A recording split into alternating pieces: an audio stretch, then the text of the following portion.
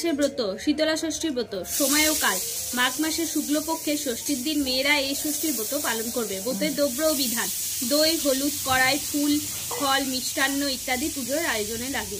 দই ও হলুদে সাদা সুতো ছপিয়ে ছেলে মেয়েদের হাতে বেঁধে দিতে হয়। আগের দিন ভাত রাখা গোটা সিদ্ধ করে রেখে দিয়ে ষষ্ঠীর দিন সেই ভাত আর গোটা সিদ্ধ খাওয়ার। ব্রত কথা: কোনো এক দেশে এক বুড়ো বামুন ছিল, আর ছিল তার স্ত্রী বিন্দি ঠাকুরন। বিন্দি ঠাকুরনের ছিল ঠাকুর দেবতার প্রতি খুব নিষ্ঠা। সে ছেলে, বউ, নাতি নাতনিদের নিয়ে বেশ সুখেই দিন কাটাচ্ছিল।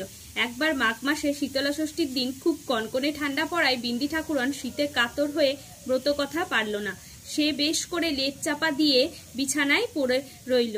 তার নাতি নাতনি আর বউয়েরা তাকে ডেকে রেখে ব্রত করার কথা মনে করে দিল। বিন্দি ঠাকুরন কিন্তু বিছানা আর লেপ ছেড়ে উঠল না, বরং বলল, আমি শীতে আর উঠতে পারছি না, যা করতে হয় তা তোমরা করো।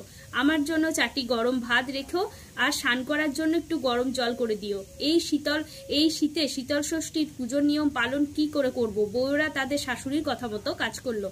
বিন্দি ঠাকুরনও গরম জলে স্নান করে গরম ভাতই খেলো, অথচ ওই দিন ঘরে উনুন জ্বালাতে নেই।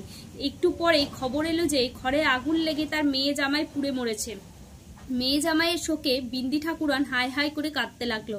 রাত্রে সে কিছুতেই ঘুমাতে না পেরে জেগেই বসে রইল। তারই মধ্যে শুনতে পেল কে যেন বলছে, তোর বড্ড অহংকার হয়েছে, তাকে সে অবজ্ঞা করায় পাপেই তারে আজ এই দুর্দশা। তাকে যেমন অবহেলা করেছিস, তেমনি এখন ওর ফলও ভোগ কর। এই কথা শুনে বিন্দি ঠাকুরন কাঁদতে কাঁদতে মা ষষ্ঠীর কাছে বারবার ক্ষমা চাইতে লাগলো। বলল, দোহাই মা ষষ্ঠী, এবারে আমায় ক্ষমা করো মা, এমন কাজ আমি আর কখনো করব না। বিন্দি ঠাকুরন অনেক কাকুতি মিনতি করাতে তার উপর মা ষষ্ঠীর দয়া হলো। মা ষষ্ঠী তখন বললেন, তুই এক্ষুনি মানত কর যে সামনের বছর মাঘ মাসে শুক্লা ষষ্ঠীর দিনে তোর মেয়ে জামাইয়ের কল্যাণের জন্য উপোস করবি আর আমার পুজো দিবি। জীবনে আর কখনো এমন দুর্বুদ্ধি করবি না।